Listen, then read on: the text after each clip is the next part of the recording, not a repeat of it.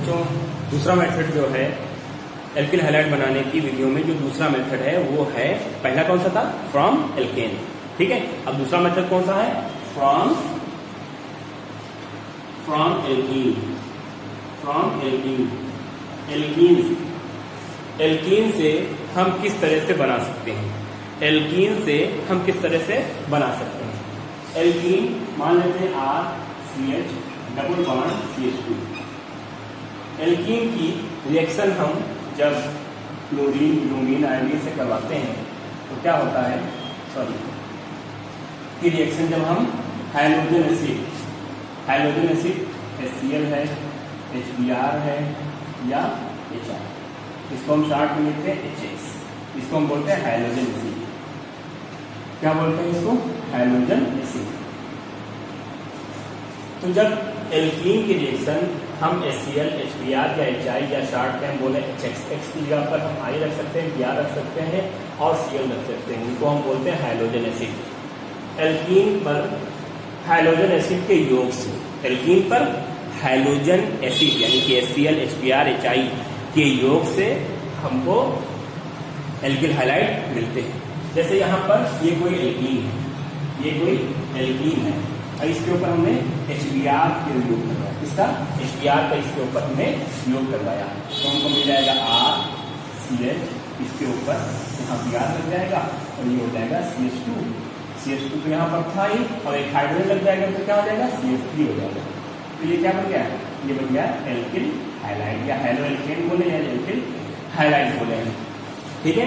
और जो double bond था वो खत्म हो गया। एडिशन रिएक्शन में क्या होता है, एडिशन रिएक्शन में योगात्मक अभिक्रियाओं में जो अनसेचुरेटेड बॉन्ड होते हैं, असंतृप्त बंध होते हैं, वो संतृप्त बंध वाले कंपाउंड्स में चेंज हो जाते हैं, ठीक है।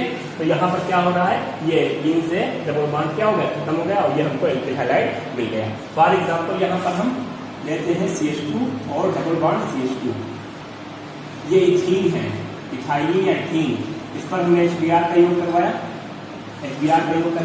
क्या मिल जाएगा हमको, मिल जाएगा CH3।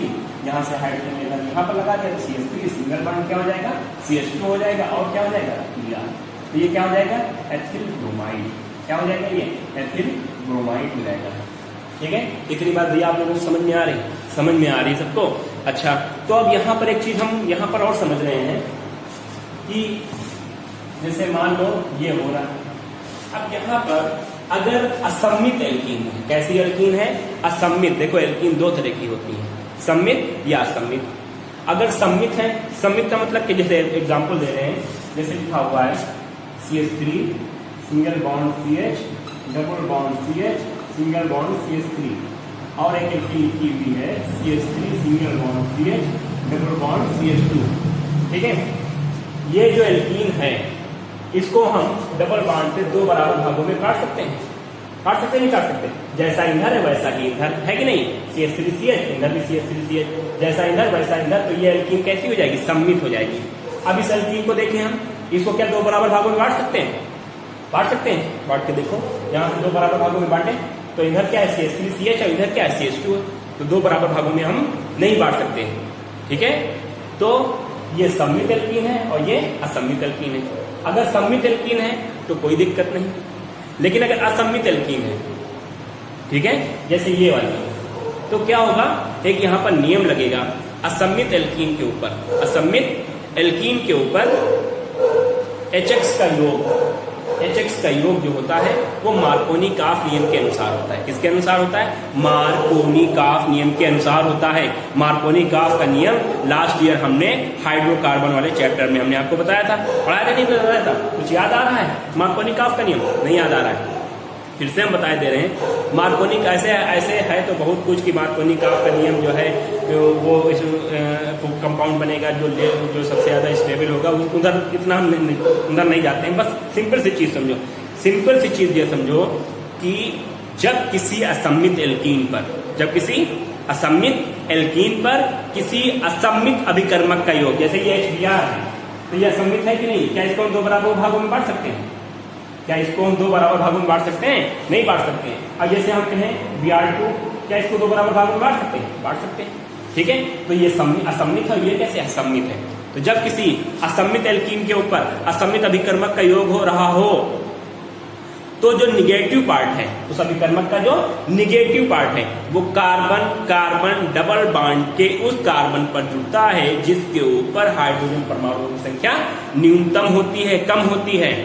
मेरी बात समझ में आ रही है? मार्कोनी-काफ का नियम क्या कहता है? मार्कोनी-काफ का नियम कहता है जब किसी असम्मित एल्कीन पर असम्मित अभिकर्मक का योग हो रहा हो तो उस अभिकर्मक का जो निगेटिव पार्ट है वो कार्बन कार्बन डबल बॉन्ड के उस कार्बन पर जुड़ेगा जिसके ऊपर हाइड्रोजन परमाणु की संख्या क्या होगी? न्यूनतम होगी। जैसे यहाँ पर एग्जांपल दे रहे हैं, जैसे यहाँ पर हमने एक असम्मित alkene CH3 CH double bond CH2 ले ली और इसके ऊपर हमने किसका योग करवाया? HBr का योग करवाया। किसका योग करवाया? HBr का योग करवाया। हमको मालूम है कि ये निगेटिव पार्ट है और ये कैसा पार्ट है? पॉजिटिव पार्ट है। ठीक है, अब यहाँ पर देखो ये असम्मित है कि नहीं? असम्मित है। और ये कैसा है? ये भी असम्मित है। तो इसके ऊपर मार्कोनी-काफ का नियम लागू होगा। मार्कोनी-काफ का नियम क्या कहता है? मार्कोनी-काफ का नियम ये कहता है कि कार्बन कार्बन डबल बॉन्ड पर निगेटिव पार्ट या निगेटिव पार्ट है, negative part carbon carbon double bond पर जो एडिशन होगा वो इन्हीं दो कार्बन पर होगा, इस पर कुछ नहीं होगा, इन्हीं दो कार्बन पर होगा। तो negative part carbon carbon double bond के उस कार्बन के ऊपर जुड़ेगा जिसके ऊपर हाइड्रोजन परमाणु की संख्या क्या होगी? न्यूनतम होगी। हाइड्रोजन परमाणुओं की संख्या न्यूनतम किस पे है? यहाँ पर एक हाइड्रोजन, यहाँ पर दो हाइड्रोजन। न्यूनतम किस पे है? इस पर है। तो Br कहाँ पर जुड़ेगा? Br इसके ऊपर जुड़ेगा कि नहीं जुड़ेगा? है ना? तो वो प्रोडक्ट क्या मिलेगा? हमको प्रोडक्ट मिलेगा CH3 single bond CH single bond CH2। अच्छा, ये यहाँ पर हमने Br जोड़ दिया। जब यहाँ पर Br जुड़ेगा तो हाइड्रोजन किस पर जुड़ेगा? इसके ऊपर जुड़ेगा। जुड़ेगा नहीं जुड़ेगा? क्योंकि एडिशन बस यही दो कार्बन पर होना है। तो यहाँ पर हमको क्या मिलेगा? CH3। इसका नाम क्या हो जाएगा? 2 ब्रोमो प्रोपेन। क्या हो जाएगा? 2 ब्रोमो प्रोपेन हो जाएगा। ठीक है, तो ये मार्कोनी-काफ का नियम हो गया। ये मार्कोनी-काफ का नियम हो गया। अब यहाँ पर एक और नियम लगता है, अगर उच्च ताप पर, इस पर उच्च ताप पर या कार्बनिक पराक्साइड की उपस्थिति, उच्च ताप पर या कार्बनिक पराक्साइड की उपस्थिति या कार्बनिक पराक्साइड की उपस्थिति में अगर असम्मित एल्कीन के ऊपर असम्मित अभिकर्मक का योग हो रहा है तो वो मार्कोनी-काफ नियम के विपरीत होता है। ये क्या सब बता रहे हैं हम उल्टा सीधा। कार्बनिक पराक्साइड का मतलब क्या होता है? पराक्साइड लिंकेज उसमें हो। पराक्साइड लिंकेज जानते हो? पराक्साइड लिंकेज क्या होता है? Oxygen oxygen single bond. जहां भी कंपाउंड में ऑक्सीजन ऑक्सीजन सिंगल बॉन्ड है, जहां भी कंपाउंड में ऑक्सीजन ऑक्सीजन सिंगल बॉन्ड है वहां पर क्या होगा? वहां पर पराक्साइड लिंकेज होगा। तो अगर ये रिएक्शन जो है, ये जो रिएक्शन है, ऊपर वाली जो रिएक्शन है, अगर ये किसी कार्बनिक पराक्साइड कार्बनिक पराक्साइड का एग्जाम्पल C6H5CO का होल ट्वाइस O2 कर लेते हैं, बेंजोइल पराक्साइड। अगर इसकी उपस्थिति में हो रहा है, किसी पराक्साइड उपस्थिति में या उच्च ताप पर हो रहा है, तो ये जो एडिशन होगा वो मार्कोनी-काफ नियम के विपरीत होगा। मार्कोनी-काफ नियम क्या कहता है? मार्कोनी-काफ नियम कहता है जब किसी असम्मित एल्कीन के ऊपर असम्मित अभिकर्मक का योग हो रहा हो तो निगेटिव पार्ट, अभिकर्मक का negative part carbon carbon double bond के उस कार्बन पर जुड़ेगा जिसके ऊपर हाइड्रोजन परमाणु की संख्या न्यूनतम होगी। ठीक है, अब यहाँ पर क्या होगा? एंटी मार्कोनी-काफ लग जाएगा। क्या हो जाएगा? मार्कोनी-काफ के विपरीत हो जाएगा।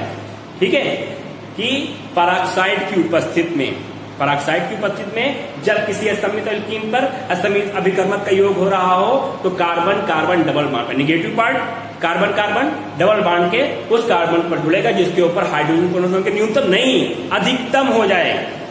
ठीक है, तो यहां पर जैसे मान लेते हैं सेम रिएक्शन है, CH3 single bond CH double bond CH2 और प्लस ये रिएक्शन हो गई HBr और ये क्या आ गया? यहाँ पर पराक्साइड आ गया। ठीक है, प्रेजेंस किसकी हो गई? पराक्साइड की हो गई। पराक्साइड की जब प्रेजेंस हो जाएगी तो अब यहाँ पर ये नियम जो मार्कोनी-काफ का नियम है, मार्कोनी-काफ नियम नहीं लगेगा। अब यहाँ पर एंटी मार्कोनी-काफ नियम लगेगा। उसको हम बोलते हैं खैरैश प्रभाव। क्या बोलते हैं? खैरैश प्रभाव। क्या बोलते हैं इसको? खैरैश। एंटी मार्कोनी-काफ का नियम देखो, 3 नाम है इसके। पराक्साइड प्रभाव, खैरैश प्रभाव या एंटी मार्कोनी-काफ का नियम। 3 नाम है, खैरैश प्रभाव या पराक्साइड प्रभाव या एंटी मार्कोनी काफ का नियम। अब यहां पर पेरोक्साइड हो गया तो देखो सेम रिएक्शन है, यहां पर माइनस होगा, यहां पर प्लस होगा।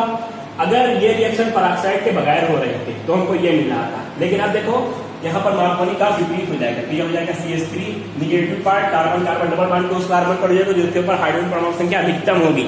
ये एंटी मार्कोनी काफ का नियम है। मार्कोनी काफ का नियम क्या है? कार्बन कार्बन डबल बॉन्ड को उस कार्बन पर जुड़ेगा जिसके ऊपर हाइड्रोजन परमाणु संख्या न्यूनतम होगी, ठीक है। लेकिन यहाँ पर क्या अधिकतम, तो यहाँ पर CH3 सिंगल बॉन्ड क्या हो जाएगा, अब ये जो हाइड्रोजन है वो इसके ऊपर जुड़ेगा, ये CH2 हो जाएगा, और ये क्या हो जाएगा, ये हो जाएगा CH2 और सिंगल बॉन्ड किया। तो यहाँ पर हमको क्या मिला था? 2 ब्रोमोप्रोपेन। यहाँ पर हमको क्या मिला था? 2 ब्रोमोप्रोपेन। अब हमको यहाँ पर क्या मिलेगा? यहाँ पर हमको मिलेगा 1 ब्रोमोप्रोपेन, ठीक है। तो आप देखो यहाँ पर कितना फर्क आ रहा है पेरोक्साइड रखने से। यहाँ पर हमने पेरोक्साइड नहीं रखा था, सेम रिएक्शन है, देखो अभिकारक वही है लेकिन उत्पाद चेंज हो गया। सेम रिएक्शन है, यहाँ पर सेम रिएक्शन है, लेकिन फर्क क्या आ गया? यहाँ पर हमने पेरोक्साइड रख दिया, बगैर पेरोक्साइड क्या था तो 2 ब्रोमोप्रोपेन मिला था, पेरोक्साइड रख दिया तो हमको क्या मिल गया? 1 ब्रोमोप्रोपेन मिला, ठीक है। बात समझ में आ रही है? तो इस हमेशा याद रखना कि अगर किसी असम्मित एल्कीन पर असम्मित अभिकर्मक का योग हो रहा है तो मार्कोनी काफ नियम के अनुसार होगा। और अगर मार्कोनी काफ अगर जो है अभिक्रिया में देखा हुआ है एरो के ऊपर इस तरह से लिखा हो पेरोक्साइड या उच्चता, या लिखा हुआ है या जो है पेरोक्साइड बेंजोइल पेरोक्साइड जो भी हमने लिखा था, या इस तरह से लिखा हुआ है, तो बस समझ जाना कि मार्कोनी काफ नियम नहीं लगेगा, एंटी मार्कोनी काफ नियम लगेगा। अब जैसे यहाँ पर एक और हम एग्जाम्पल दे रहे हैं, 1 3 कार्बन 1 2 3, ठीक है। यहाँ पर हमने मान लिया CH3 लगा दिया, यहाँ पर हमने डबल बॉन्ड लगा दिया, यहाँ पर हो जाएगा CH3 और यहाँ पर क्या हो जाएगा? ये तो है CH2, ठीक है। इसका नाम क्या है? बहुत आसान, देखो सबसे लंबी कार्बन संख्या ये हो जाएगी तो क्या हो जाएगा? 2 मेथिल प्रोपीन, क्या हो जाएगा? 2 मेथिल प्रोपीन हो जाएगा। अब इसके ऊपर मान लेते हैं हम HBr का योग करने जा रहे हैं। किसका योग करने जा रहे हैं? HBr का, ठीक है। और किसकी उपस्थिति में? पेरोक्साइड की उपस्थिति में। किसकी उपस्थिति में? पेरोक्साइड की उपस्थिति में हम इसके ऊपर एडिशन करने जा रहे हैं। तो क्या होगा? देखो निगेटिव पार्ट ये है, ठीक है। मार्कोनी काफ नियम क्या कहता है? कार्बन कार्बन डबल बॉन्ड के देखो जो भी योग होगा, बहुत ही आसान है, घबराने की कोई जरूरत नहीं। जो भी योग होगा वो इन 2 कार्बन पर होगा। किस पर होगा? इन 2 कार्बन पर होगा, और कहीं योग नहीं होगा। बात समझ रहे हो? ठीक है। अब मार्कोनी काफ नियम कहता है कि जो ऋणात्मक भाग है वो कार्बन कार्बन डबल बॉन्ड के उस कार्बन पर जुड़ेगा जिसके ऊपर हाइड्रोजन परमाणु की संख्या न्यूनतम होगी। यहाँ पर देखो एक भी हाइड्रोजन नहीं, यहाँ पर देखो 2 हाइड्रोजन है, ठीक है। लेकिन अब यहाँ पर क्योंकि यहाँ पर न्यूनतम है, कम है, तो ये नियम मार्कोनी काफ एंटी मार्कोनी काफ क्या हो जाएगा? बिल्कुल विपरीत हो जाएगा। निगेटिव पार्ट वहां पर जुड़ेगा जिसके ऊपर हाइड्रोजन परमाणु संख्या अधिकतम होगी, न्यूनतम नहीं अधिकतम हो जाएगी। तो क्या हो जाएगा? यहाँ पर ये हो जाएगा H3C, यहाँ पर CH3 लगा होगा, sorry CH3 single bond C, यहाँ पर CH3 लगा हुआ। अब यहाँ पर निगेटिव पार्ट जुड़ेगा तो यहाँ पर क्या जुड़ जाएगा? हाइड्रोजन जुड़ जाएगा, तो ये CH हो जाएगा, ये सिंगल बॉन्ड हो जाएगा, और ये CH2 और इसके ऊपर क्या लग जाएगा? याद रख जाएगा, ठीक है। अब इसका नाम लिख लेंगे 1 2 3, ठीक है। तो क्या हो जाएगा? 1 ब्रोमो और 2 मेथिल और प्रोपेन, ठीक है। तो ये सब किसके एग्जाम्पल हैं? ये सब एग्जाम्पल हैं, इसके एग्जाम्पल हैं, ये सब एग्जाम्पल हैं एंटी मार्कोनी काफ नियम के। अब यहाँ पर एक और चीज हम देख लेते हैं,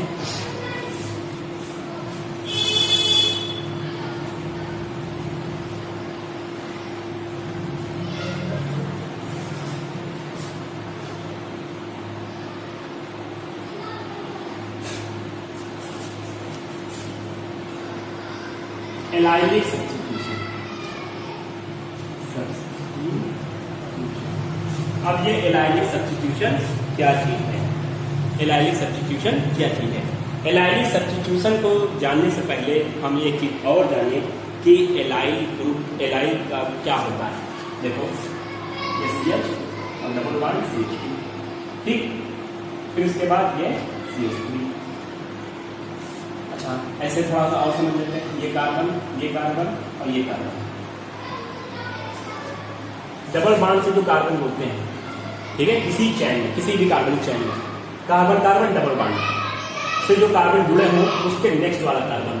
अब ये दोनों कार्बन जो है वो कहाँ जुड़े हुए हैं, डबल बॉन्ड से जुड़े हुए हैं। ये दोनों कार्बन कहाँ जुड़े हुए हैं, डबल बॉन्ड से जुड़े हुए हैं।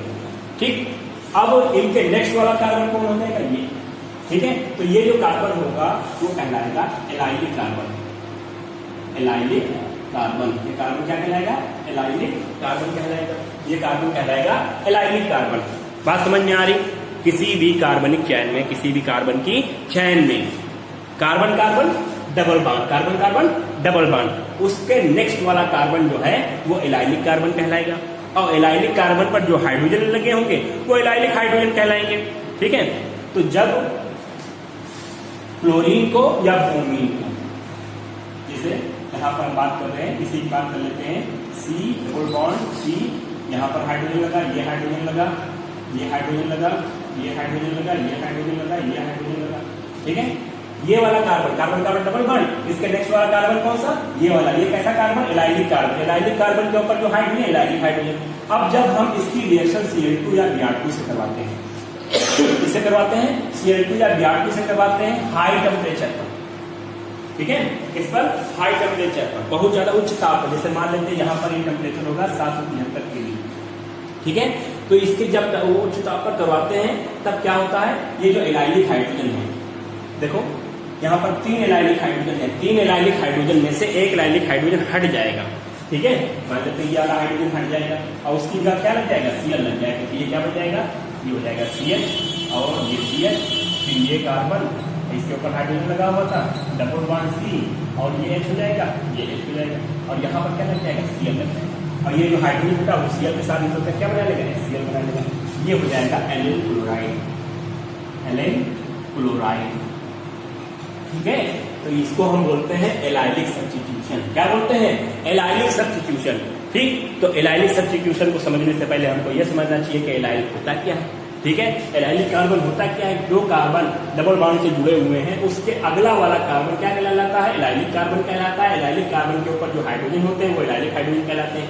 तो जब किसी एल्कीन की रिएक्शन क्लोरीन से या ब्रोमीन से करवाते हैं उच्च ताप पर, ठीक है, तो क्या होता है, जो एलाइलिक हाइड्रोजन है, जो एलाइलिक हाइड्रोजन है, एक एलाइलिक हाइड्रोजन हट जाता है, किसके द्वारा हट जाता है, क्लोरीन या ब्रोमीन के द्वारा हट जाता है और हमको एलाइल सब्स्टिट्यूट मिलता है। जैसे यहाँ पर हमको एलाइल क्लोराइड मिला।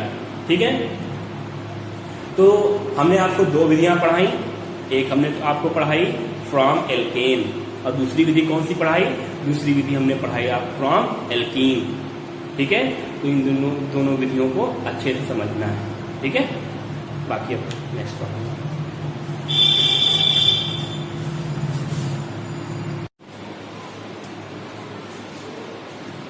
जो लास्ट टाइम पर हमने आपको बताया था, हम पढ़ा रहे थे, लास्ट टाइम पर हम पढ़ा रहे थे एल्किल हाइलाइट बनाने की विधियाँ। एल्किल हाइलाइट बनाने की विधियों में हमने आपको 2 विधियाँ पढ़ाई थी। एक विधि पढ़ाई थी फ्रॉम एल्केन, एल्केन से हम किस तरह से एल्किल हाइलाइट बनाते हैं। दूसरी विधि हमने जो बताई थी आपको वो थी फ्रॉम एल्कीन, एल्कीन से किस तरह से हम एल्किल हाइलाइट बनाते हैं। अब जो यहाँ पर जो तीसरी विधि है वो है from alcohol, from alcohol. Alcohol से हम किस तरह से एल्किल हाइलाइट बनाते हैं। तो अब तीसरी विधि है फ्रॉम अल्कोहल, फ्रॉम अल्कोहल। सबसे इंपॉर्टेंट और सबसे महत्वपूर्ण विधि जो है एल्किल हाइलाइट बनाने की वो है अल्कोहल से। अब अल्कोहल में क्या होता है, अल्कोहल में हम जानते हैं कि OH ग्रुप होता है, ROH। ठीक है, अल्कोहल में कौन सा ग्रुप होता है, ROH ग्रुप होता है। और ये ROH होता है कि OH जो है यहां से हटेगा और उसकी जगह पर क्या आ जाएगा, कोई हाइड्रोजन परमाणु आ जाएगा। ये हटेगा, बॉन्ड OH समूह हटेगा और उसकी जगह पर कोई हाइड्रोजन परमाणु आ जाएगा। अब इस OH ग्रुप को हमको किस तरह से हटाना है और किस तरह से यहाँ पर X को रखना है ये आगे देखते हैं। तो अल्कोहल से एल्किल हाइलाइट बनाने की विधियों को हम 3 भागों में बांट सकते हैं। पहला यह है कि ये जो बॉन्ड OH ग्रुप है अल्कोहल का, अल्कोहल का यह बॉन्ड OH ग्रुप है, ये हम 3 तरह से हटा सकते हैं। पहला विधि है HX। पहली क्या है? सबसे पहला है HX। HX मतलब हाइड्रोजन एसिड। हम अल्कोहल की उचित परिस्थितियों में हाइड्रोजन एसिड से रिएक्शन करवा दें तब भी हमको एल्किल हैलाइड मिल जाएंगे। दूसरा है phosphorus halide. Phosphorus halide, phosphorus halide के द्वारा भी, फास्फोरस हैलाइड की अल्कोहल से क्रिया कराने पर भी हमको एल्किल हैलाइड मिल सकते हैं। और तीसरा है थायोनिल क्लोराइड द्वारा। थायोनिल क्लोराइड द्वारा, ठीक है। तो हमने क्या बताया? हमने बताया अल्कोहल से भी हम एल्किल हैलाइड प्राप्त कर सकते हैं। अल्कोहल में जो बॉन्ड OH ग्रुप है वो जो है इन 3 विधियों द्वारा, तो HX से रिएक्शन करवा दें तो अल्कोहल का OH ग्रुप हट जाएगा, उसकी जगह पर X लग जाएगा, या फास्फोरस हैलाइड से रिएक्शन करवा दें तब हट सकता है, या थायोनिल क्लोराइड से रिएक्शन करवा दें तब हमको OH ग्रुप हटकर उसकी जगह पर हैलोजन परमाणु रख सकता है। तो हम यहां पर आपको एक एक करके तीनों विधियां बता रहे हैं। तो पहला हो जाएगा from halogen acid. From halogen acid alcohol से बनाने में, अल्कोहल से बनाने की विधियों में पहला कौन सा हो जाएगा? From halogen acid. From halogen acid. अच्छा, ये मान लेते हैं अल्कोहल ROH, ठीक है। इसकी रिएक्शन हमने किससे करवा दी? HX से करवा दी। ये ROH है, ये अल्कोहल है, और अल्कोहल की रिएक्शन हमने किससे करवा दी? हैलोजन एसिड यानी कि HX से करवा दी। तो क्या होगा? उसमें जो OH परमाणु है वो हट जाएगा और क्या बन जाएगा? बन जाएगा RH प्लस क्या बन जाएगा? H2O। ये एल्किल हैलाइड है, एल्किल हैलाइड। इस तरह से हमको एल्किल हैलाइड मिल जाएगा, ठीक है। ये अल्कोहल है, अल्कोहल की रिएक्शन हमने HX से करवा दी और हमको क्या मिल जाएगा? RH मिल जाएगा, ठीक है। अब यहाँ पर उचित परिस्थितियां होती हैं।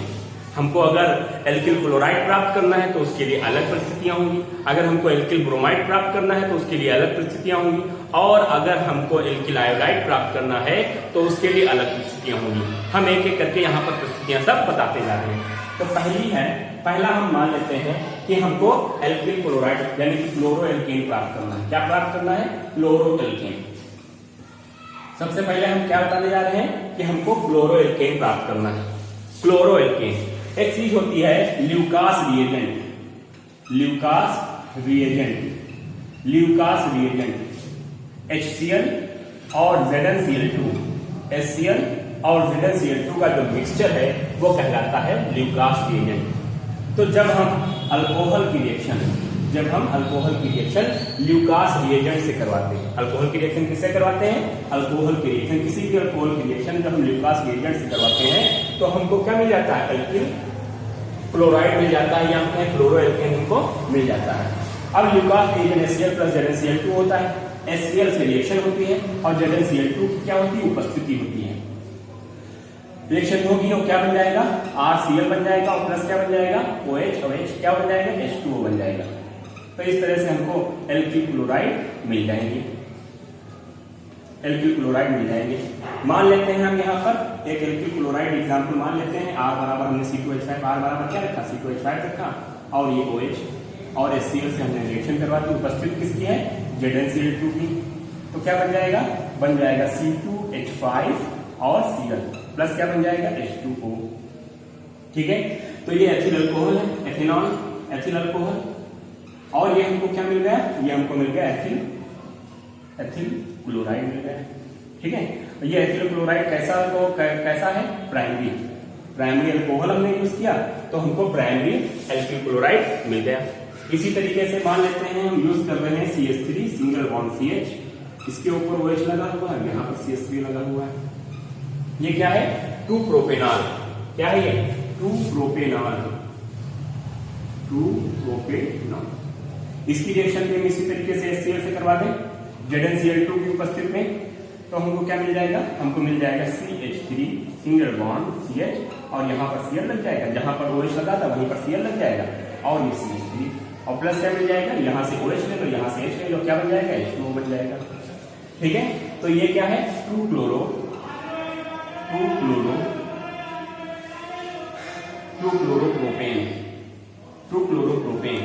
तो यहाँ पर हम देख रहे हैं कि ये जो अल्कोहल है वो सेकेंडरी अल्कोहल है। क्यों सेकेंडरी अल्कोहल है? क्योंकि जिस कार्बन के ऊपर OH लगा हुआ है वो कार्बन डायरेक्टली दो कार्बन से इससे और इससे अटैच है, तो ये सेकेंडरी अल्कोहल है। ये सेकेंडरी अल्कोहल है। और ये क्लोरो जो प्रोपेन है, 2-क्लोरोप्रोपेन है, ये भी क्या है? सेकेंडरी अल्किल हैलाइड है। इसी तरीके से मान लेते हैं हम यहाँ पर टर्शरी भी एक रख के देख लेते हैं।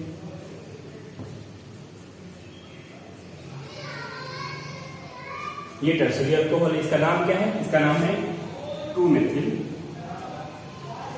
Propane 2R। 2-मेथिल, ये 2-मेथिल हो जाएगा और उसके ऊपर ये प्रोपेन है तो प्रोपेन लगा दिया, लास्ट का ये हटा दिया और क्या हो जाएगा? 2R हो जाएगा। इसकी रिएक्शन हम HCl से करवा दें, ZnCl2 की उपस्थिति में ल्यूकास रिएजेंट के रिएक्शन करवा दें तो क्या बन जाएगा? बन जाएगा CH3 सिंगल बॉन्ड C, ये CH3 हो जाएगा, ये CH3 हो जाएगा और यहाँ पर लग जाएगा Cl और प्लस क्या हो जाएगा? H2O हो जाएगा। इसका नाम क्या हो जाएगा? इसका नाम हो जाएगा 1, 2, 3। ठीक है, तो 2-क्लोरो 2-मेथिल 2-क्लोरो 2-मेथिल प्रोपेन 2-क्लोरो 2-मेथिल प्रोपेन। और ये कैसा है? ठीक है, तो यहाँ पर हम पढ़ क्या रहे हैं? अल्कोहल से एल्किल हाइलाइड बनाने की विधियां। अल्कोहल से एल्किल हाइलाइड बनाने की विधियों को हमने 3 भागों में बांटा है। पहला तो है हैलोजन एसिड से रिएक्शन, दूसरा है फास्फोरस हाइलाइड से रिएक्शन और तीसरा है थायरोल क्लोराइड से अल्कोहल के रिएक्शन से एल्किल क्लोराइड एल्किल हाइलाइड बनाना। अब उसमें पहला हम कौन सा पढ़ रहे हैं? पहला हम पढ़ रहे हैं from halogen acid. From halogen acid, halogen acid मतलब HCl है, HBr है और HI। ठीक है, अब हैलोजन एसिड जो है, हैलोजन एसिड के भिन्न भिन्न परिस्थितियों में हम अल्कोहल से रिएक्शन करवाएं तो हमको उससे एल्किल हाइलाइड प्राप्त होते हैं। पहला हमने बताया कि क्लोरो एल्केन हमको कैसे प्राप्त करना है, क्लोरो एल्केन या एल्किल क्लोराइड हमको कैसे प्राप्त करना है। तो जब अल्कोहल की रिएक्शन हम ल्यूकास रिएजेंट से करवाते हैं, किससे करवाते हैं? Lucas reagent. ल्यूकास रिएजेंट क्या होता है? HCl प्लस ZnCl2 होता है। ल्यूकास अल्कोहल की रिएक्शन जब हमने ल्यूकास रिएजेंट से करवाई तो ZnCl2 क्या होता है? उपस्थिति होती है। ZnCl2 की क्या होती है? उपस्थिति होती है और HCl से रिएक्शन होती है। क्या बन जाएगा? एल्किल क्लोराइड बन जाएगा।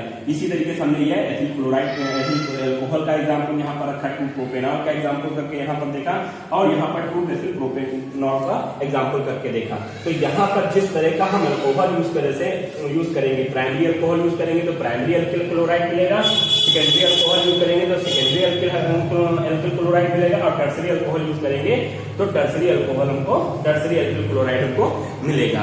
ठीक है, तो ये पहला मेथड हो गया। पहला मेथड हो गया इसमें क्लोरो एल्केन। क्लोरो एल्केन से हम किस तरह से बना सकते हैं? क्लोरो एल्केन से हम किस तरह से बना सकते हैं?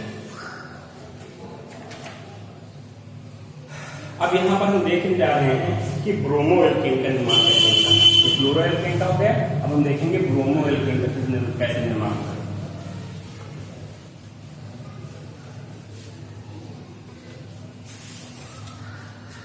ब्रोमो एल्केन के निर्माण के लिए हम अल्कोहल के रिएक्शन ब्रोमो एल्केन के निर्माण के लिए हम HBr की उपस्थिति में HBr से रिएक्शन करवाते हैं। उपस्थिति किसकी होती है? H2SO4 की। ठीक है, ब्रोमो एल्केन बनाने के लिए हम क्या करेंगे? अल्कोहल की रिएक्शन हम किससे करवा देंगे? HBr से करवा देंगे। किसकी उपस्थिति में करवाएंगे? H2SO4 की उपस्थिति में हम करवाएंगे। ठीक है, तो यहाँ पर H2SO4 की उपस्थिति में हमने रिएक्शन करवाई तो हमको क्या मिलेगा? RBr मिलेगा और प्लस क्या मिलेगा? OH और H2O मिल जाएगा।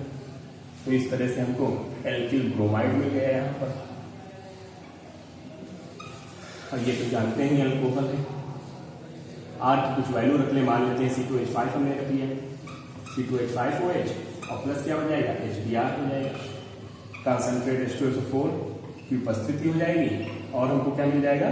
C2H5 और Br मिल जाएगा और प्लस क्या मिल जाएगा? H2O। एथिल ब्रोमाइड या ब्रोमो इथेन या एथिल ब्रोमाइड, ये तो हमको मालूम है क्या है, ये एथिल अल्कोहल है। तो इस तरह से हम ये बना सकते हैं। अब यहाँ पर एक और चीज है, कि ब्रोमो एल्केन का जो निर्माण है वो अल्कोहल की रिएक्शन हम KBr और H2SO4 से करवाते हैं। ठीक है, अगर हम अल्कोहल की रिएक्शन H2SO4 की उपस्थिति में HBr से करवाएं तब भी हमको ब्रोमो एल्केन मिल जाएगा। अब ब्रोमो एल्केन बनाने का एक और तरीका है, अगर हम अल्कोहल की रिएक्शन KBr और H2SO4 से करवा दें। अल्कोहल की रिएक्शन किससे करवा दें? अल्कोहल की रिएक्शन हम KBr और H2SO4 से करवा दें, तब भी हमको यहां पर मिल जाएगा। देखो ये C2H5OH और ये KBr है, तो Br2 C2H5Br और प्लस हमको मिल जाएगा KHSO4 और प्लस हमको क्या मिल जाएगा? H2 मिल जाएगा। ठीक है, तो यहां पर देखिए क्या है? एथिल अल्कोहल है, एथिल अल्कोहल, और यहां पर क्या है? Ethyl bromide, ethyl bromide. तो इस तरह से भी हमको एथिल ब्रोमाइड मिल सकता है। ठीक है, बात समझ में आ रही है? तो ब्रोमो एल्केन बनाने के लिए हम अल्कोहल की रिएक्शन H2SO4 की उपस्थिति में HBr से करवा सकते हैं। ठीक है, और एथिल अल्कोहल की रिएक्शन KBr और H2SO4 से, यहाँ कोई भी अल्कोहल प्राइमरी अल्कोहल हो सकता है, KBr और H2SO4 से करवाएं तब भी हमको यहाँ पर एथिल ब्रोमाइड मिल जाएगा। ठीक है, इतनी बात सबकी समझ में आ रही है? अच्छा, एक चीज यहाँ पर और है कि जब हम सेकेंडरी और टर्सरी अल्कोहल का यूज करते हैं, जब हम सेकेंडरी और टर्सरी अल्कोहल का यूज करते हैं, तो ये रिएक्शन नहीं होती है। क्यों नहीं होती है? क्योंकि मान लो अगर हम यहाँ पर सेकेंडरी या टर्सरी अल्कोहल रखते हैं, तो वहां पर KBr और H2SO4 जो होता है वो क्या करता है? वो अल्कोहल का निर्जलीकरण कर देता है। मेरी बात समझ में आ रही है? नहीं समझ में आ रही? हमने बताया KBr और H2SO4 से एथिल ब्रोमाइड बनाने के लिए हम प्राइमरी अल्कोहल का यूज करेंगे। किसका यूज करेंगे? प्राइमरी अल्कोहल का यूज करेंगे। सेकेंडरी और टर्सरी अल्कोहल का यूज हम नहीं करेंगे। क्यों नहीं करेंगे? सेकेंडरी और टर्सरी अल्कोहल का यूज हम इस वजह से नहीं करेंगे क्योंकि ये जो H2SO4 है वो अल्कोहल का निर्जलीकरण कर देगा। अल्कोहल या एथिल अल्कोहल प्राइमरी अल्कोहल का तो नहीं करता, लेकिन अगर सेकेंडरी और टर्सरी अल्कोहल यूज करें तो वो अल्कोहल का H2SO4 अल्कोहल का क्या कर देता है? निर्जलीकरण कर देता है। और अल्कोहल का जब निर्जलीकरण होता है तब क्या बनता है? अल्कोहल का जब निर्जलीकरण होता है तब बनता है एल्कीन। एल्कीन बन जाएगी यहाँ पर। ठीक है, तो रिएक्शन सब गड़बड़ हो जाएगी। इसी वजह से हम इस रिएक्शन में नीचे वाली यहाँ तो कर सकते हैं, लेकिन इस वाली रिएक्शन में हम नहीं करेंगे H2SO4 का यूज, सेकेंडरी और टर्सरी अल्कोहल का यूज, क्योंकि वो क्या करेगा? वो सेकेंडरी और टर्सरी अल्कोहल का निर्जलीकरण कर देगा। ठीक है, बात समझ में आ रही है? अच्छा, अब यहां पर हमने ब्रोमो एल्केन बनाने को देख लिया। अब हम यहां पर आयोडो एल्केन बनाने क्या देखेंगे। आयोडो एल्केन या हम कहें एल्किल आयोडाइड।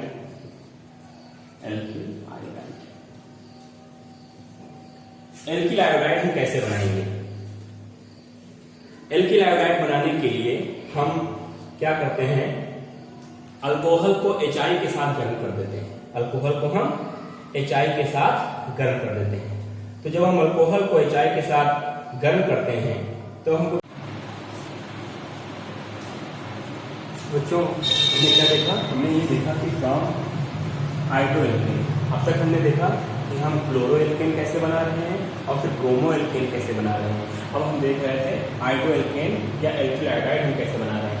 तो अल्कोहल पर HI के साथ, अल्कोहल को HI के साथ अगर हम गर्म कर दें, अल्कोहल को अगर हम HI के साथ गर्म कर दें, अल्कोहल को अगर हम HI के साथ गर्म करके तो हमको यहाँ पर एथिल आयोडाइड मिल जाएगा। ठीक है, कोई भी अल्कोहल हो उसकी HI से रिएक्शन करवा दो, एल्किल आयोडाइड हमको मिल जाएगा। ठीक है, लेकिन अब यह है कि HI के साथ गर्म करें तो मिल ही जाएगा। एक और तरीका है, अगर अल्कोहल की हम रिएक्शन KI और H3PO4 से करवा दें, किसके साथ करवा दें? H2SO4 की रिएक्शन किससे करवा दें? KI पोटेशियम आयोडाइड और H3PO4 फास्फोरिक एसिड के साथ करवा दें, तब भी हमको एथिल आयोडाइड मिल जाएगा। देखो यहाँ पर जैसे ये रिएक्शन हुई C2H5OH की KI और H3PO4 फास्फोरिक एसिड से रिएक्शन हमने करवाई तो हमको क्या मिला, एथिल आयोडाइड मिला और KH2PO4 मिला और H2O मिला। KH2PO4 क्या है? KH2PO4 क्या है? पोटेशियम डाइहाइड्रोजन फास्फेट है। ठीक है, अब यहां पर एक क्वेश्चन आता है कि जिस तरह से यहां पर हमने H3PO4 यूज किया है, फास्फोरिक एसिड यूज किया है, क्या यहां पर हम H2SO4 यूज कर सकते हैं? ये एनसीईआरटी में क्वेश्चन आया है कि पोटेशियम आयोडाइड अल्कोहल की रिएक्शन पोटेशियम आयोडाइड के साथ H2SO4 के द्वारा क्यों नहीं हो सकती? वो इस वजह से नहीं हो सकती क्योंकि यहाँ पर हम H3PO4 यूज कर सकते हैं, H2SO4 नहीं यूज कर सकते हैं। उसके पीछे रीजन क्या है? उसके पीछे रीजन ये है कि जो पोटेशियम आयोडाइड, पोटेशियम आयोडाइड डाला और यहाँ पर H3PO4 की हमने क्या डाला, H2SO4 डाला, तो ये रिएक्शन करके क्या बनाएंगे? पोटेशियम हाइड्रोजन सल्फेट बनाएंगे और क्या बनाएंगे? HI बनाएंगे। अब ये जो HI है, HI फिर H2SO4 से रिएक्शन कर लेगा और H2SO4 से रिएक्शन करने के बाद क्या बना लेगा? बना लेगा I2SO2 और H2O बना लेगा। ठीक है, मेरी बात समझ में आ रही है? इसी वजह से इस अभिक्रिया में हम H2SO4 का यूज नहीं करते हैं। जो एनसीईआरटी का क्वेश्चन है कि अल्कोहल के साथ KI और H2SO4 का यूज क्यों नहीं कर सकते, तो H2SO4 का यूज नहीं कर सकते क्योंकि ये रिएक्शन दे देंगे वहां पर कि पोटेशियम आयोडाइड H2SO4 के साथ अगर यूज करेंगे तो KH4 HI बनेगा। HI फिर H2SO4 से रिएक्शन कर लेता है कहे में I2 में, यानी कि बनना हुआ HI I2 में ऑक्सीकृत हो जाता है। इस वजह से हम इसका यूज नहीं करते हैं। बात समझ में आ रही है? तो यहाँ पर फ्रॉम हैलोजन एसिड से हम पढ़ा क्या रहे हैं? हम पढ़ा रहे हैं अल्कोहल से एल्किल हाइलाइड बनाने की विधियां। अल्कोहल से एल्किल हाइलाइड बनाने की विधियों को हम तीन तरीके से पढ़ सकते हैं।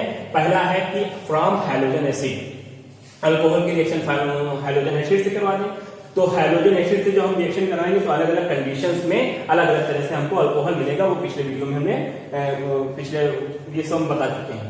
ठीक है, आप लोग देख लीजिए अच्छे से। फिर उसके बाद दूसरा तरीका ये है फास्फोरस हैलाइड। फास्फोरस हैलाइड से हम किस तरह से बनाएंगे?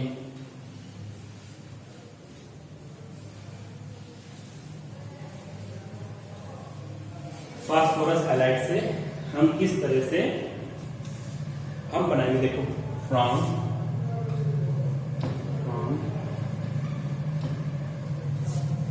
फास्फोरस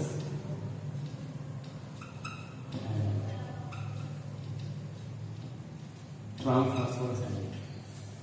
ठीक है, ये अल्कोहल ले लिया और ये हमने फास्फोरस हैलाइड में PCl3 लिया। क्या लिया? PCl3। ये अल्कोहल ले लिया, फास्फोरस हैलाइड। फास्फोरस दो तरह के हैलाइड बनाता है, PCl3 और PCl5। ठीक है, तो मान लो अगर हम PCl3 से रिएक्शन करवाएं तब क्या बनेगा? बनेगा RCl प्लस H3PO3। ठीक है, यहाँ पर 3 कर लेंगे, यहाँ पर 3 कर लेंगे। इस तरह से हमको एल्किल क्लोराइड मिल जाएगा, एल्किल क्लोराइड। और H3PO3 क्या है? H3PO3 क्या है? H3PO3 है फास्फोरस एसिड। क्या है ये? Phosphorus acid. इसी तरीके से अगर PCl5 से करवाएंगे तब भी हमको यहाँ पर RCl मिलेगा और क्या मिलेगा? POCl3 मिलेगा और प्लस क्या मिलेगा? प्लस हमको HCl मिल जाएगा। ठीक है, तो यहाँ पर जो RCl है वो क्या चीज है? वो एल्किल क्लोराइड है। POCl3 क्या है? फास्फोरिल क्लोराइड। POCl3 क्या है? फास्फोरिल क्लोराइड। POCl3 क्या है? फास्फोरिल क्लोराइड। ठीक है, तो अल्कोहल की रिएक्शन PCl3 या PCl5 से करवाने पर, PCl3 या PCl5 से करवाने पर भी हमको एल्किल क्लोराइड मिल जाएगी। अब यहाँ पर मान लेते हैं R की जगह पर हमने C2H5 रख दिया, R की जगह पर हमने C2H5 यानी कि एथिल अल्कोहल एथिनॉल रख दिया, एथिल अल्कोहल रख दिया और इसकी रिएक्शन हमने किससे करवा दी? PCl3 से करवा दी। जब PCl3 से करवाएंगे तो क्या बन जाएगा? C2H5OH बन जाएगा, सॉरी P2H5Cl बन जाएगा और प्लस क्या बन जाएगा? H3PO3 बन जाएगा। ठीक है, इसको बैलेंस करने के लिए हम क्या करेंगे? यहाँ पर 3 रखेंगे और यहाँ भी 3 कर देंगे। ठीक है, तो ये क्या मिल गया हमको? एथिल क्लोराइड मिल गया, एथिल क्लोराइड। और ये क्या है? ये है फास्फोरस एसिड। इसी तरीके से मान लो अगर हम C2H5 रख रहे हैं यहाँ पर और रिएक्शन किससे करवा रहे हैं? रिएक्शन करवा रहे हैं PCl5 से, फास्फोरस पेंटाक्लोराइड। PCl3 क्या है? PCl3 है फास्फोरस ट्राइक्लोराइड। PCl5 क्या है? Phosphorus pentachloride. PCl5 से करवाएंगे तो हमको क्या मिलेगा, सेम प्रोडक्ट होगा C2H5Cl और प्लस क्या मिल जाएगा, POCl3 मिल जाएगा और प्लस क्या मिल जाएगा, HCl मिल जाएगा। ठीक है, ये बात समझ लो, जहां भी PCl5 से रिएक्शन होगी POCl3 जरूर बनेगा। ठीक है, तो ये क्या मिल गया, फास्फोरिल क्लोराइड है, ये क्या है, एथिल क्लोराइड है, सेम रिएक्शन है। अब अगर यहाँ पर क्योंकि यह देखो हमको क्या मिल रहा है, एल्किल क्लोराइड मिल रहा है, क्या मिल रहा है, एल्किल क्लोराइड। और अगर हमको एल्किल ब्रोमाइड प्राप्त करना है, एल्किल ब्रोमाइड या एल्किल आयोडाइड हमको प्राप्त करना है, एल्किल ब्रोमाइड या एल्किल आयोडाइड प्राप्त करना है, तब हम क्या करेंगे, एल्किल आयोडाइड या एल्किल ब्रोमाइड अगर हमको प्राप्त करना है तो हम यहाँ पर एल्किल ब्रोमाइड है तो रेड फास्फोरस, रेड पी और प्लस Br2 से रिएक्शन करवाएंगे। और अगर एल्किल आयोडाइड से प्राप्त करना है तो रेड फास्फोरस और प्लस I2 से रिएक्शन करवाएंगे। ठीक है, देखो PBr3 PBr5 या PI3 PI5 स्टेबल नहीं है। ठीक है, इसी वजह से हम यहाँ पर PBr3 या PBr5 या PI3 या PI5 नहीं यूज करेंगे। हम क्या यूज करेंगे उसकी जगह पर, उसकी जगह पर अगर हमको एल्किल ब्रोमाइड प्राप्त करना है तो लाल फास्फोरस और Br2 के मिक्सचर का यूज करेंगे। अगर एल्किल आयोडाइड प्राप्त करना है तो हम क्या यूज करेंगे, हम यूज करेंगे लाल फास्फोरस और I2 के आयोडीन के यूज करेंगे। यहाँ पर एग्जांपल दे देते हैं, ROH प्लस Br2 और प्लस पहले phosphorus P plus Br2 gives out, बन जाएगा P R Br plus H3। ठीक है, अब इसको बैलेंस करने के लिए यहाँ पर 2 करेंगे, यहाँ भी 2 करेंगे, यहाँ पर 6 कर लेंगे, बैलेंस हो जाएगी। ये देखो यहाँ पर 6, यहाँ भी 6 हो जाएगा, 3 हो जाएगा 3। ठीक, बस समझ में आ रही, H3PO3 मिल गया, मतलब फास्फोरिक एसिड मिल गया और RBr मिल गया, एल्किल ब्रोमाइड मिल गया। क्या मिल गया हमको, एल्किल ब्रोमाइड मिल गया। इसी तरीके से मान लेते हैं ROH की रिएक्शन हमने किससे करवा दी, 2P प्लस 3I2। अब यहाँ पर हम Br2 की क्या यूज करेंगे, I2 यूज करेंगे, तब क्या बन जाएगा, सेम रिएक्शन होगी, सेम बैलेंस होगा, 6I प्लस 2H3PO3। ठीक है, यहाँ भी 6 कर देंगे, तो ये क्या मिल गया हमको, एल्किल आयोडाइड मिल गया, एल्किल आयोडाइड मिल गया। ठीक है, अब R की जगह कुछ वैल्यू रख लेते हैं, मान लेते हैं R बराबर हमने C2H5 रख लिया, R बराबर C2H5 रख लेंगे तो कुछ नहीं, बस वही रिएक्शन है, 3Br2 वही सेम बैलेंस हो जाएगा, 6C2H5 और Br प्लस 2H3PO3। इसी तरीके से अगर हम ये रखें C2H5OH दूसरी वाली रिएक्शन में 2P plus 3I2 gives out क्या बन जाएगा, 6C2H5 I बन जाएगा प्लस क्या बन जाएगा, 2H3PO3 बन जाएगा। ठीक है,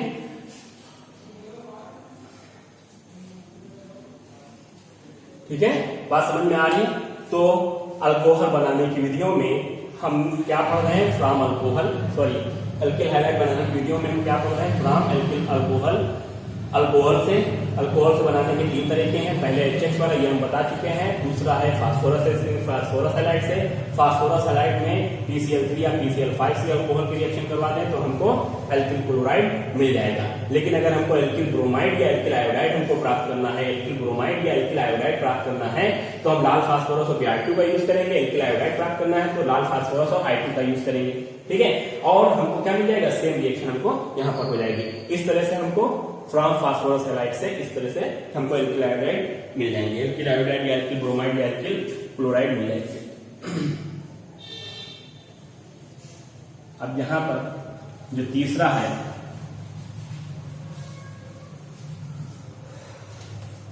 फ्रॉम अल्कोहल में हमने बताया था ये ROH है। ठीक है, इसके 3 तरीके हैं, पहला कौन सा था, HX से था, दूसरा फास्फोरस हैलाइड से, तीसरा क्या था, थायोनिल क्लोराइड से। तीसरा कहां से था, थायोनिल क्लोराइड से। तो थायोनिल क्लोराइड से हम किस तरह से बनाएंगे, हम तीसरा डाल देंगे, from thionyl chloride, from thionyl chloride, thionyl chloride. अब यार ये जो रिएक्शन है वो कहलाती है डार्जेंस रिएक्शन, डार्जेंस रिएक्शन। ये रिएक्शन क्या कहलाती है? डार्जेंस रिएक्शन। तो इसमें pyridine की उपस्थिति होती है, सूक्ष्म मात्रा में हम pyridine का यूज करते हैं। और अल्कोहल की रिएक्शन में थायोनिल क्लोराइड है, SOCl2। थायोनिल क्लोराइड का फार्मूला क्या है? थायोनिल क्लोराइड का फार्मूला है SOCl2। Thionyl chloride, thionyl chloride, ठीक है। थायोनिल क्लोराइड की रिएक्शन जब हम अल्कोहल से करवाते हैं तब हमको क्या मिलता है?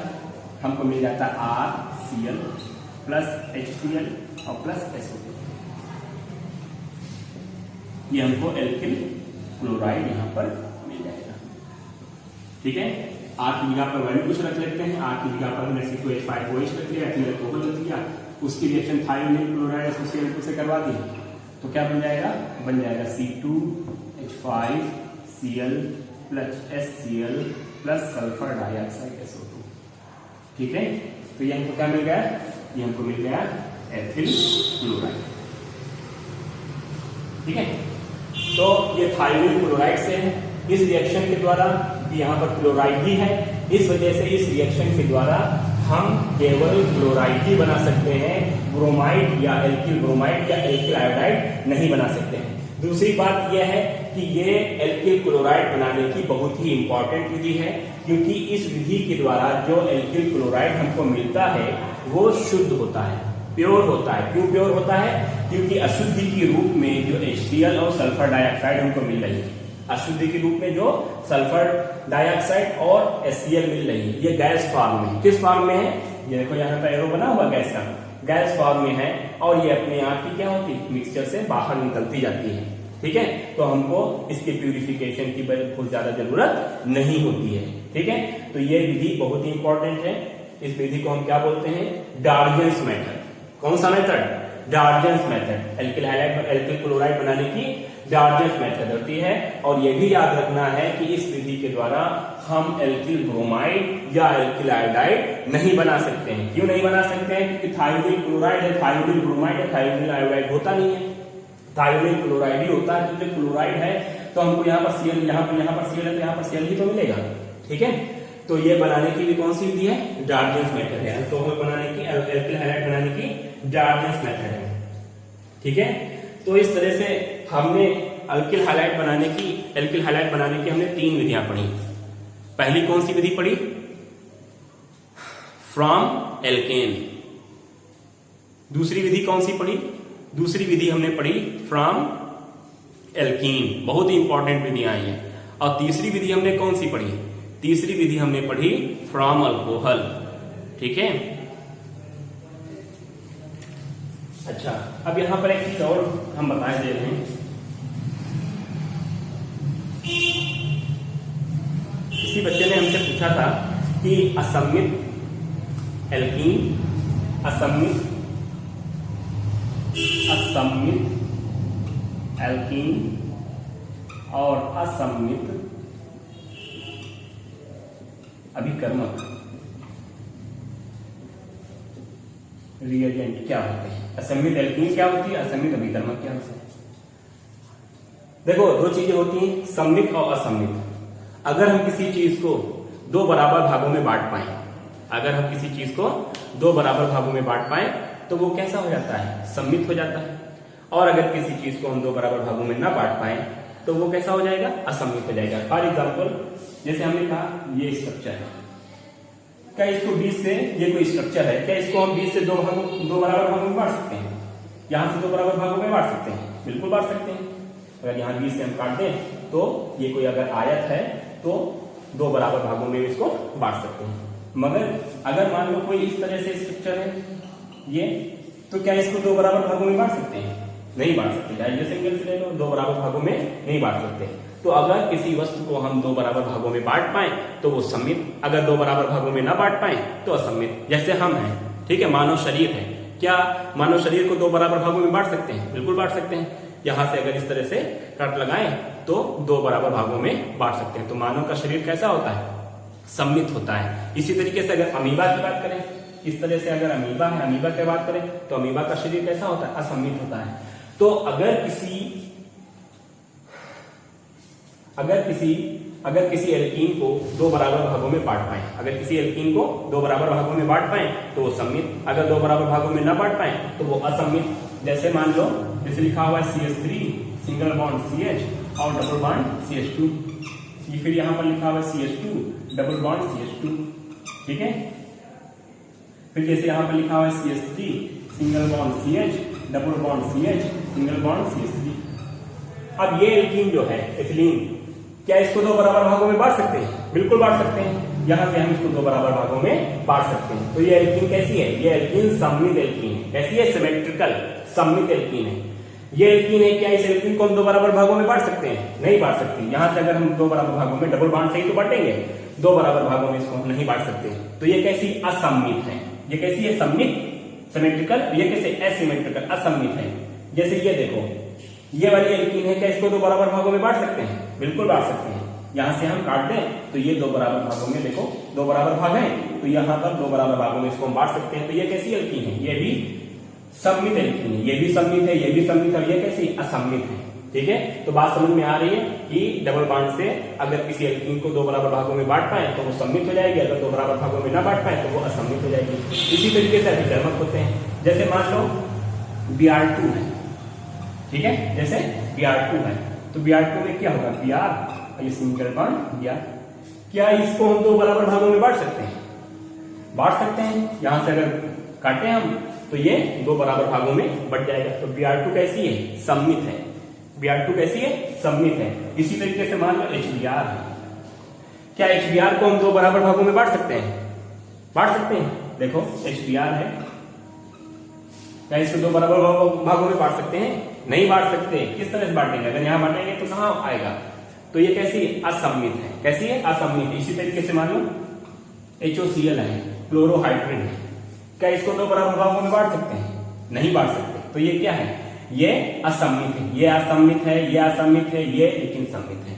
ठीक है, तो किसी भी एल्कीन को अगर हम दो बराबर भागों में बांट पाए तो वो सम्मित, अगर ना बांट पाए तो असम्मित। इसी तरीके से अभिकर्मक जो होते हैं, अगर किसी अभिकर्मक को दो बराबर भागों में बांट पाए तो सम्मित, अगर ना बांट पाए तो असम्मित। ठीक है, आगे के टॉपिक हम बाद में पढ़ेंगे।